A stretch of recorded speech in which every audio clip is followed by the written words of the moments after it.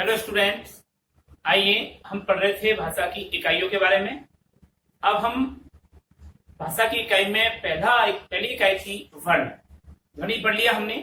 ध्वनि के बाद में आता है वर्ण। तो वर्ण के बारे में पढ़ रहे थे हम और वर्ण की हमने परिभाषा पढ़ाई। वर्ण कितने प्रकार के होते हैं?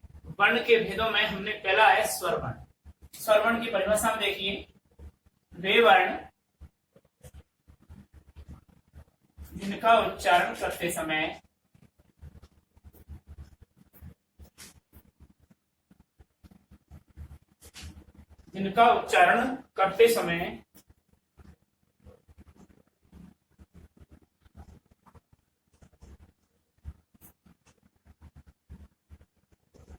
किसी अन्य वर्ण की सहायता नहीं ली जाती है,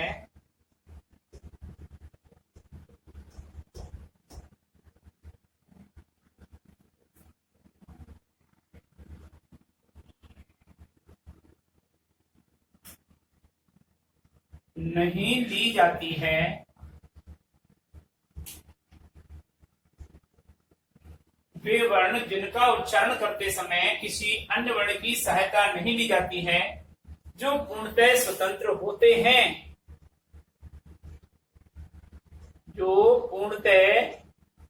स्वयं स्वतंत्र होते हैं।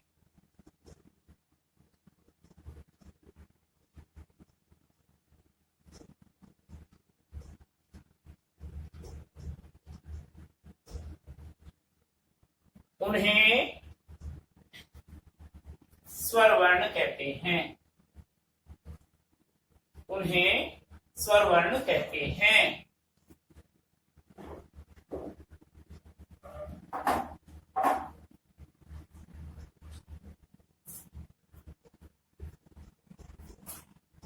जैसे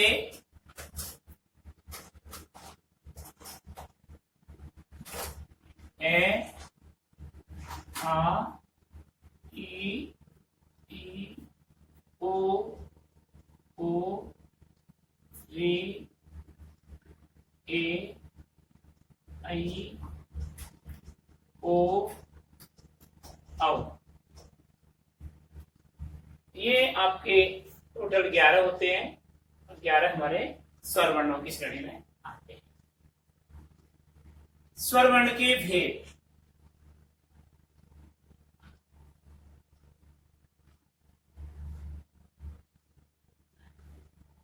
स्वर वर्ण के निम्न 3 उपभेद होते हैं।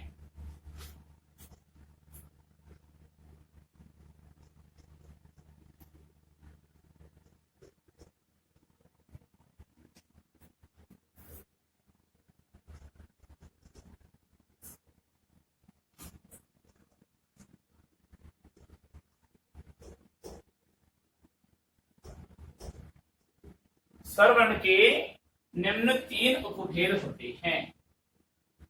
पहला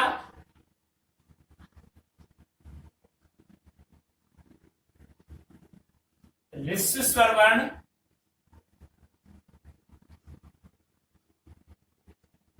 नंबर दूसरा दीर्घ स्वर वर्ण।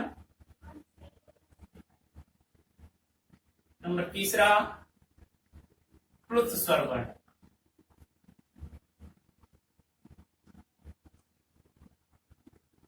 ठीक है, अब हम पढ़ते हैं नंबर 1,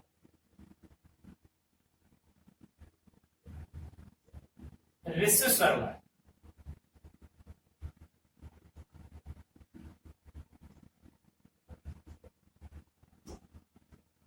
ह्रस्व स्वर वर्ण के बारे में देखिए, वे स्वर वर्ण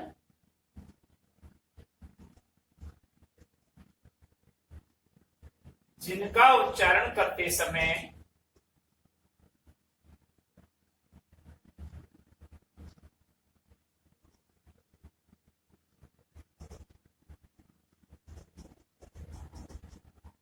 कम से कम समय लगता हो या सूक्ष्मतम समय लगता हो,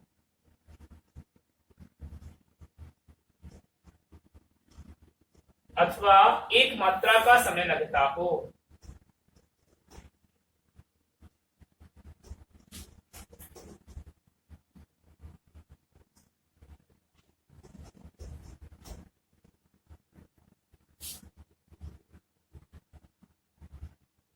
उन्हें ह्रस्व स्वर वर्ण कहते हैं। इसका मतलब होता है छोटा, लघु।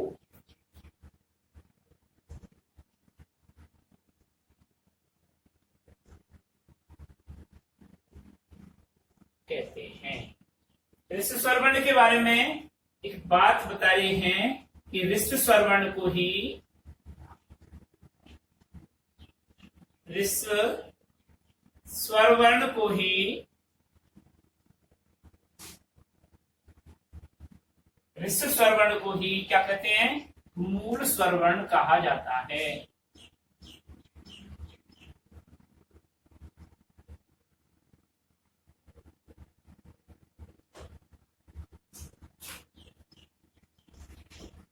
ठीक है, मूल स्वर वर्ण कहते हैं इसे। ये निम्न हैं: ए, ई, उ और री। ये चारों क्या है? मूल स्वर वर्ण हैं। इन्हें ही ह्रस्व स्वर वर्ण या मूल स्वर वर्ण कहा जाता है।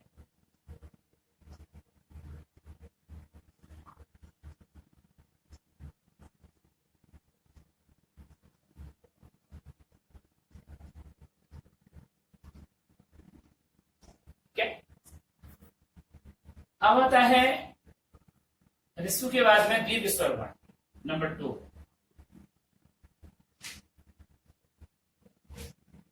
दीर्घ स्वर वर्ण।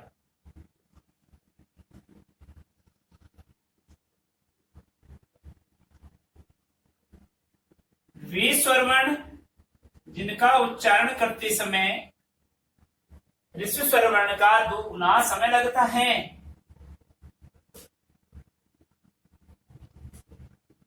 जिनका उच्चारण करते समय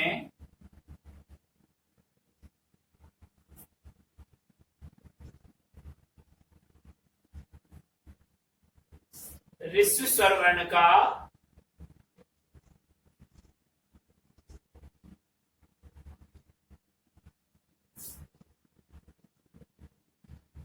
2 गुना समय लगता है।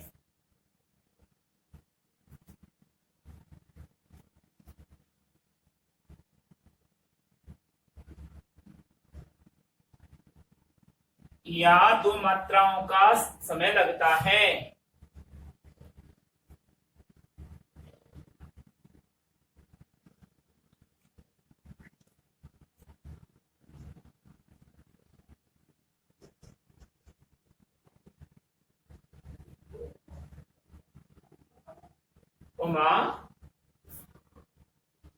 उन्हें दीर्घ स्वर वर्ण कहते हैं।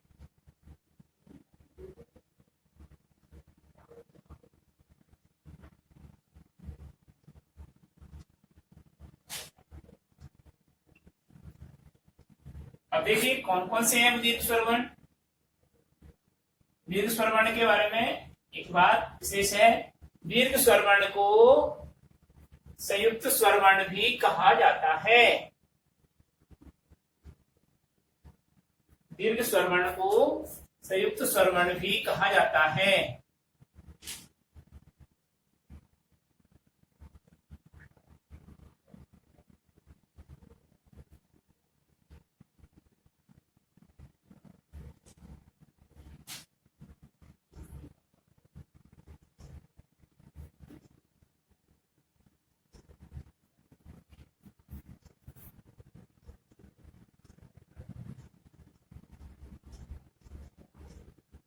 देखिए संयुक्त का मतलब होता है दो को मिलाकर के एक बनाना। संयुक्त का मतलब होता है दो को। जैसे देखिए, जैसे आ, ई, ओ, ए, ऐ, ओ, औ, ये क्या है? संयुक्त स्वर वर्ण है सातों। जैसे कैसे था, ए प्लस ए इजिकल टू आ बन गया। जैसे ई प्लस ई, इसका भी ई दोनों को मिला करके बना।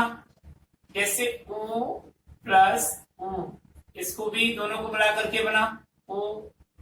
इसको भी ए प्लस ई, ये मिलकर के ए बना,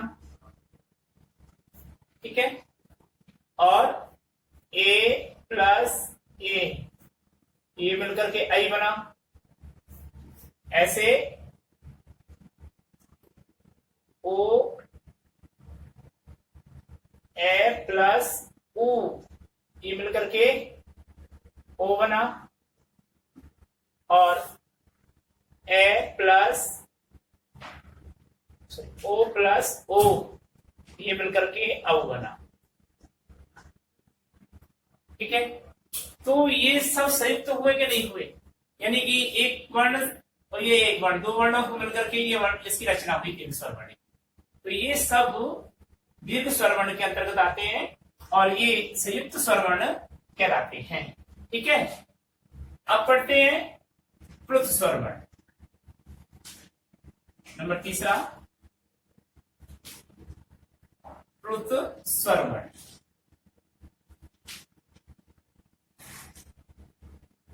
वे स्वर वर्ण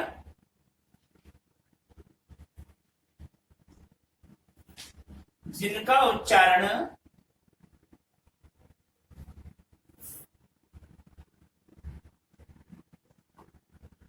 करते समय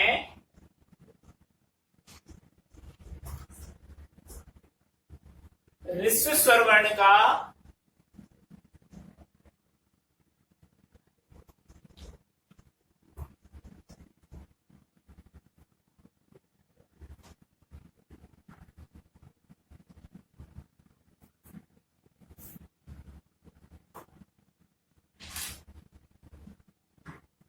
ह्रस्व स्वर वर्ण का 3 गुना या दीर्घ स्वर वर्ण का 2 गुना समय लगता है।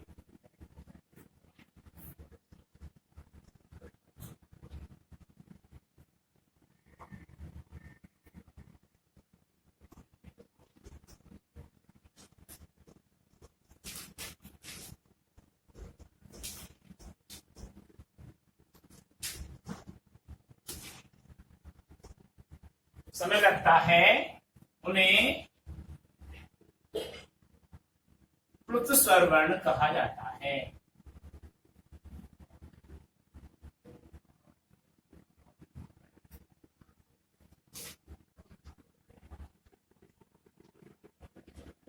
जैसे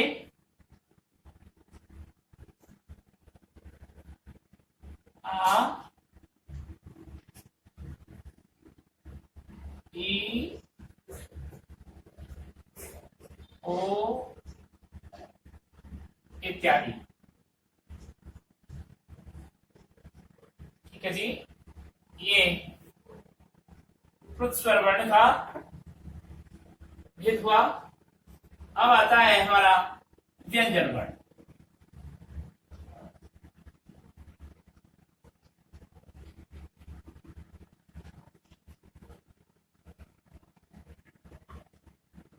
व्यंजन वर्ण में देखिए नंबर 2,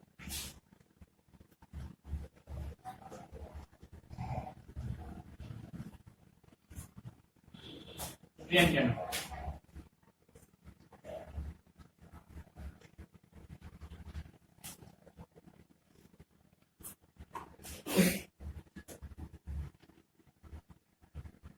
वे वर्ण जिनका उच्चारण करते समय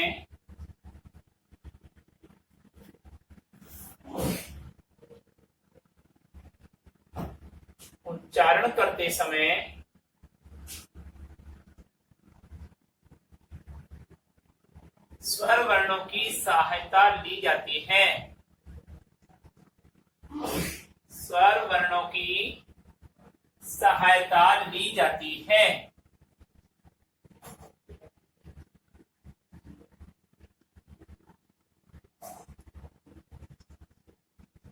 वे वर्ण जिनका उच्चारण करते समय स्वर वर्णों की सहायता ली जाती है, जो स्वयं स्वतंत्र नहीं होते,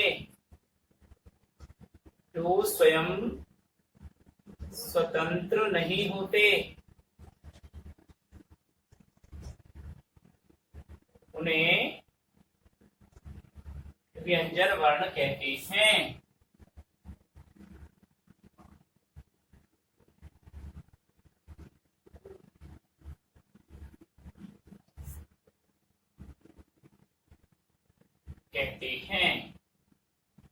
ठीक है,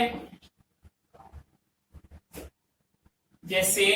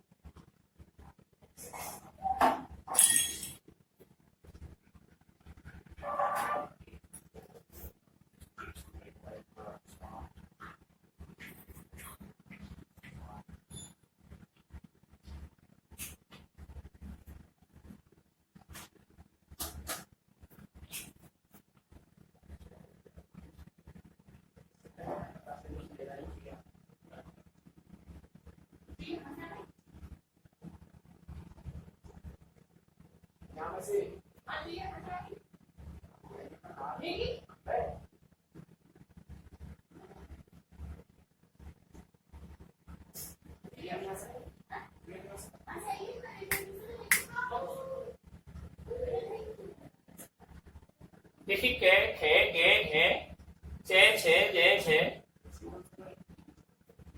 चे छे जे झे ने टे ठे डे ढेणे टे ठे दे दे ने टे ठे वे वे में और या वा रा ला।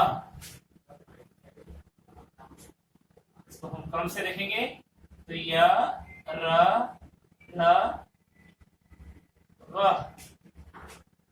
सा सा सा र और हा। इस प्रकार से ये वर्ण होते हैं और ये ओपन की संख्या होती है 33। ठीक है जी, तो इन्हें व्यंजन वर्ण की श्रेणी में रखा जाता है। अब व्यंजन वर्ण के कितने भेद होते हैं? व्यंजन वर्ण के भी 3 भेद होते हैं। व्यंजन वर्ण के भेद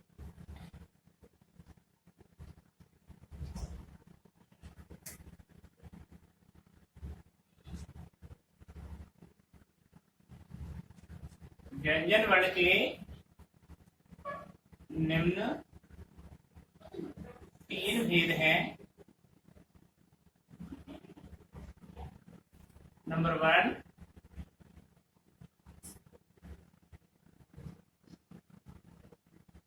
स्पर्श व्यंजन वर्ण।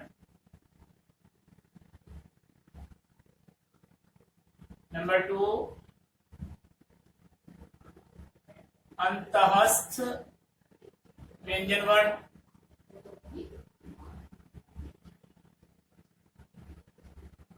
नंबर 3,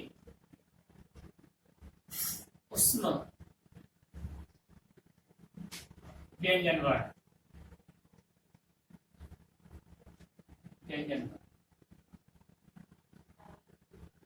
इस इन 33 वर्णों को इनमें तीनों भागों में बांटा गया है। यानी स्पर्श व्यंजन वर्ण किसे कहते हैं? जब जिह्वा का स्पर्श हमारे वाक यंत्र के किसी भी भाग से स्पर्श होते हुए जिन शब्दों का उच्चारण किया जाता है उसे स्पर्श व्यंजन वर्ण कहा जाता है। अंतःस्थ अंतः भाग से स्पर्श होते हुए, अंतः भाग से जिह्वा से स्पर्श होते हुए जिन वर्णों का उच्चारण किया जाता है उन्हें अंतःस्थ व्यंजन वर्ण कहते हैं। और उष्म जिनका उच्चारण करते समय गर्म या उष्ण वायु का निस्पंदन होता है, ऐसे वर्णों को उष्ण व्यंजन वर्ण कहते हैं। जैसे स स स ह, ये क्या है? उष्ण व्यंजन वर्ण है। अंतस्थ में ये अलावा अंतस्थ में है। बाकी पांचों वर्ग आपके स्पर्श व्यंजन में आते हैं, जिनको आप पूचो टू तु को कहते हैं। उ चो टू तु पो, ये पांचों वर्ण इसमें आते हैं, स्पर्श में आते हैं। कु का मतलब कै वर्ग, ये रहा। चु का मतलब च वर्ग, टू का मतलब टे वर्ग, टू का मतलब ते वर्ग, और कु का मतलब पे वर्ग। पांच वर्गों में हमारे अंतस्थ स्पर्श व्यंजन वर्णों को बांटा गया है। एक वर्ग में 5 वर्ण होते हैं, 25 वर्ण स्पर्श व्यंजन वर्ण के अंतर्गत आते हैं। अंतस्थ व्यंजन वर्ण में यह र रा व इनको डाला जाता है, और उष्ण व्यंजन वर्ण में स स स ह, ये इस प्रकार 33 व्यंजन वर्ण हमारे होते हैं। अब आप लिखिए आज के लिए होमवर्क जो आपको दिया जा रहा है, आप व्हाट्सएप ग्रुप में डाल करके और होमवर्क करके 7 से 9 बजे तक आप हमें भेजें, हम जिससे जांचेंगे। तो क्वेश्चन नंबर 1,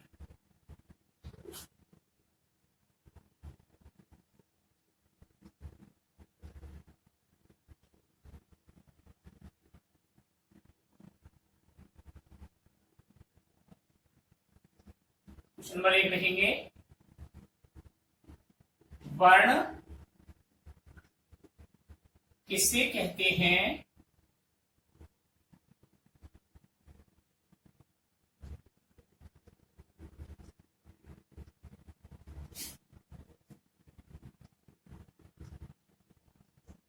परिभाषा दीजिए।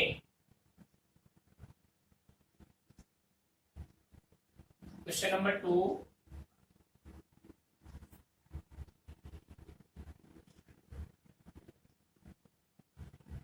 वर्ण के भेदों का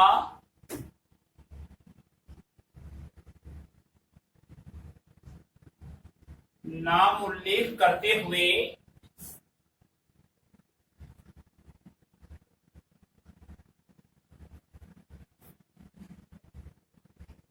उनकी परिभाषा दीजिए।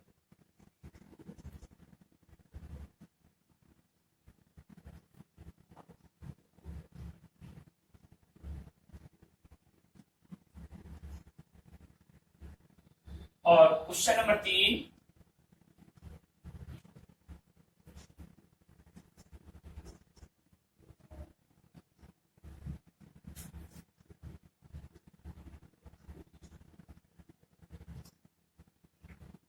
स्वर वर्ण के कितने उपभेद होते हैं?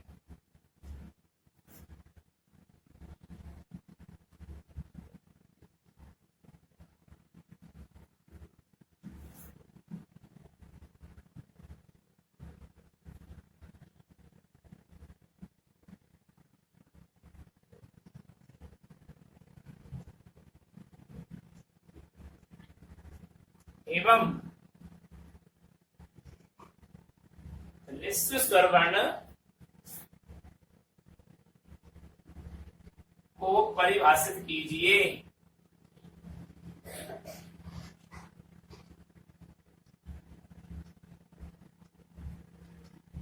इन तीनों प्रश्नों का उत्तर आप हमें होमवर्क में करके देंगे। आज तक का बस इतना ही। अगला कल के लिए आप से हम पुनः मिलेंगे। तब तक के लिए नमस्कार।